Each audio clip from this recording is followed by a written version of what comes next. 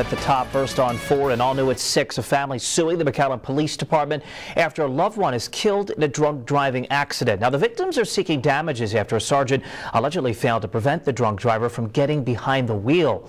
Action Force Brett Grande has more on this case from our Hidalgo County newsroom tonight. Brett. Ryan, sometimes bars and clubs that serve alcohol to those that are involved in drunk driving accidents are sued.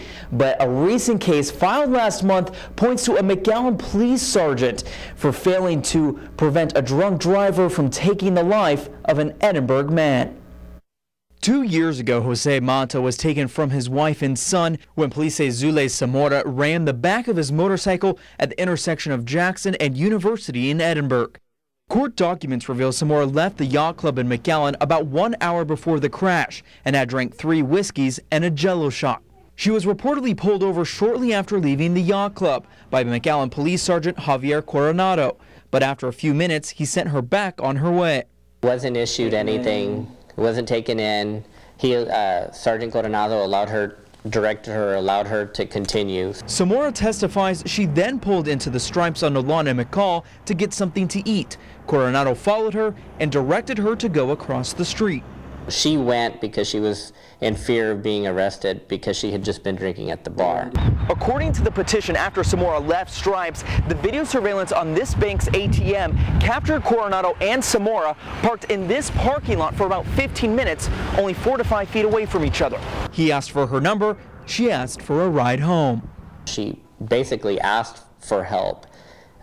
Instead, he asked her questions about, her phone number. Obviously, he was hitting on her. She asked, to see if he could follow her to her house. She lives in Edinburgh. He said he couldn't do that. And then he directs her to leave. And then as soon as she's leaving and she's on her way to her apartment, this unfortunate incident happened. Mata's family is holding the police department responsible for letting Zamora get behind the wheel again after she showed visible signs that she was drunk. McAllen PD had 3 times in which they could have put a stop to this, and they didn't do it. If Edinburgh PD was able to point it out very clearly and then they run the test, then why wasn't McAllen PD able to do the same thing? The family now holds the yacht club responsible for continuing to serve Zamora drinks after she was intoxicated.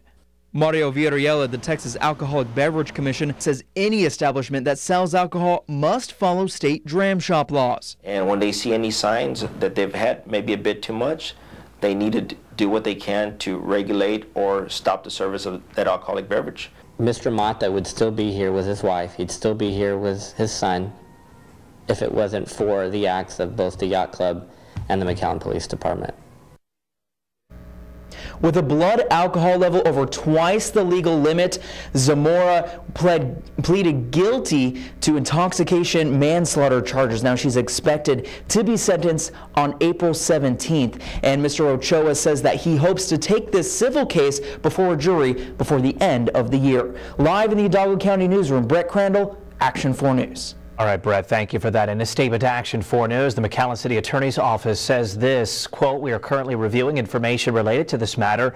The city will respond to the claims made in the lawsuit and proceed accordingly via this office or, if appropriate, outside attorneys, given that the matter is pending litigation in the early stages of the judicial process. It would not be appropriate for me to comment any further at this time," end quote.